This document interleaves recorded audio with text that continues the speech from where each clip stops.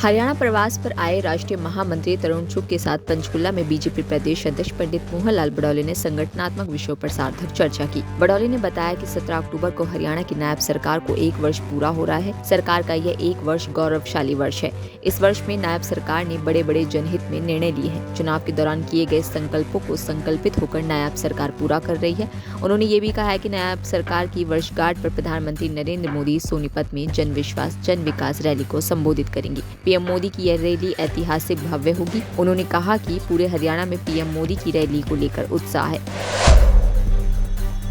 NDA में seat बंटवारे पर जीतन राम मांझी ने कहा कि ना कोई नाराजगी है और ना ही कोई शिकायत। हम सब संतुष्ट है। 6 सीट हमें मिली है तो ये अलाकमान का निर्णय है। हम इसे स्वीकार करते हैं।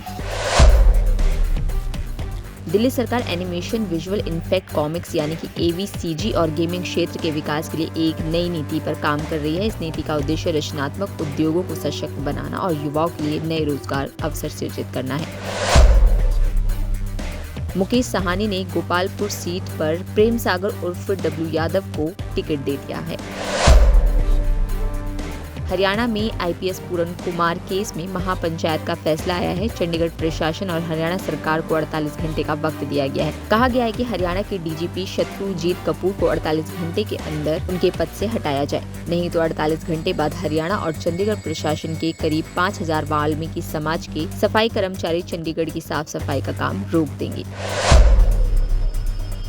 हरियाणा में वृद्धा पेंशन 3000 रुपए से बढ़कर 3500 रुपए कर दी गई है। रविवार को चंडीगढ़ में मुख्यमंत्री नायब सिंह सैनी की अध्यक्षता में हुई कैबिनेट मीटिंग में पेंशन बढ़ाने का फैसला किया गया। ये बढ़ी हुई पेंशन 1 नवंबर से लागू होगी। बिहार विधानसभा चुनाव को लेकर तेजस्वी यादव ने कहा कि हम हर परिवार के सदस्य को सरकारी नौकरी देंगे। 14 नवंबर के बाद बिहार में बेरोजगारी दूर होना शुरू हो जाएगी। बीजेपी ने जम्मू कश्मीर से 3 राज्यसभा सांसदों के नाम की सूची जारी कर दी है। बीजेपी ने गुलाम मोहम्मद मीर, राकेश महाजन और सतपाल शर्मा को उम्मीदवार बनाया है। पंजाब में मौसम साफ होते ही एक बार फिर से पराली जलाने के मामलों में तेजी आई है। पिछले 2 दिनों से पंजाब में पराली जलाने के 21 नए मामले सामने आए हैं।